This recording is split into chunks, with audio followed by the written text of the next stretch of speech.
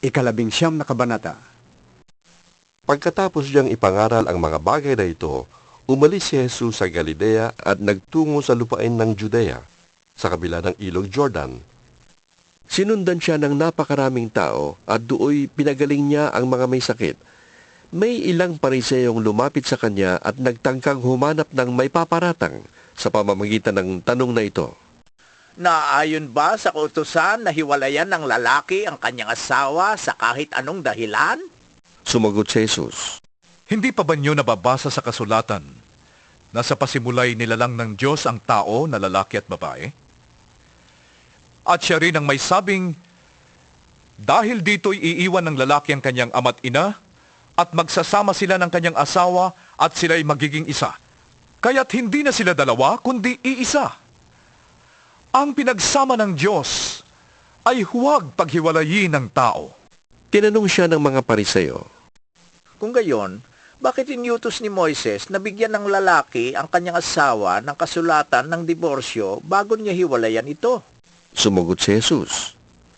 Ipinahintulot ni Moises na hiwalayan ninyo ang inyong asawa dahil sa katigasan ng inyong ulo. Subalit hindi ganoon sa pasimula.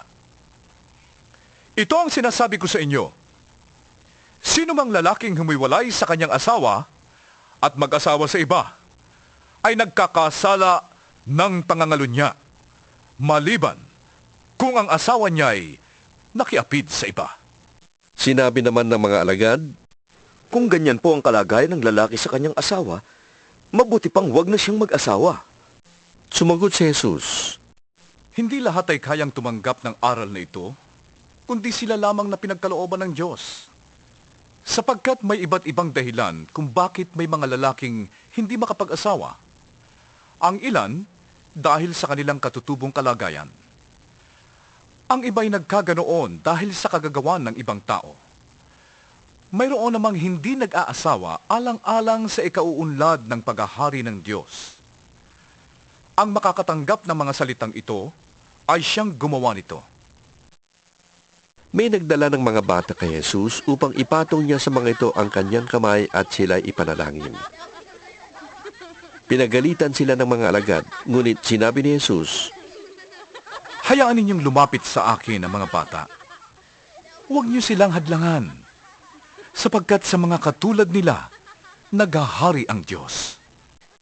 Ipinatong niya sa mga bata ang kanyang kamay at pagkatapos ay umalis na siya. May isa namang lalaking lumapit kay Jesus at nagtanong, Guro, ano pong kabutihan ang dapat kong gawin upang makamtan ko ang buhay na walang hanggan? Sumagot si Jesus, Bakit mo ako tinatanong kung anong mabuti? Ang Diyos lang ang mabuti. Kung ibig mong magkamit ng buhay na walang hanggan, sundin mo ang mga utos. Alin sa mga yon? Tanong niya. Sumagot si Jesus, Huwag kang papatay. Huwag kang mangangalunya. Huwag kang magnanakaw. Huwag kang magiging saksi para sa kasinungalingan. Igalang mo ang iyong ama at ina, at ibigin mo ang iyong kapwa, gaya ng pag-ibig mo sa iyong sarili. Sinabi ng binata, Tinutupad ko na po ang lahat ng yan. Ano pa po ang dapat kong gawin? Sumagot si Jesus, Kung ibig mong maging ganap, ipagbili mo ang lahat ng iyong ari-arian, at ipamahagi sa mga dukha ang pinagbilhan, at magkakaroon ka ng kayamanan sa langit. Pagkatapos, bumalik ka at sumunod ka sa akin. Pagkarinig nito, malungkot na umalis ang binata sapagkat siya ay napakayaman. Sinabi ni Jesus sa kanyang mga alagad, Sinasabi ko sa inyo, napakahirap sa mayayaman ang mapabilang sa mga pinaghaharian ng Diyos. At sinasabi ko pa rin, mas madali pang makadaan sa butas ng karayom ang isang kamelyo kaysa mapabilang sa mga pinaghaharian ng Diyos ang isang mayaman. Nagtaka ang mga alagad nang marinig ito kaya't naitanong nila, Kung gayon, sino po ang maliligtas? Tiningnan sila ni Jesus at sinabi, Hindi ito magagawa ng tao. Ngunit, magagawa ng Diyos ang lahat ng bagay. Nagsalita naman si Pedro, Tignan po ninyo, Iniwan namin ang lahat at kami sumunod sa inyo. Ano po naman ang para sa amin?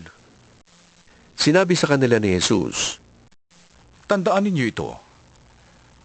Kapag nagahari na ang anak ng tao sa kanyang maringal na trono sa bagong daigdig, kayong sumunod sa akin ay uupo din sa 12 trono upang mamuno sa 12 lipi ng Israel. Kapag iniwan ni Noah ang kanyang tahanan, mga kapatid na lalaki at babae, ama, ina, mga anak, o mga lupain alang-alang sa akin, ay tatanggap siya ng 100 ibayo at pagkakalooban ng buhay na walang hanggan. Ngunit maraming nauuna na magiging huli at maraming nahuhuli na mauuna.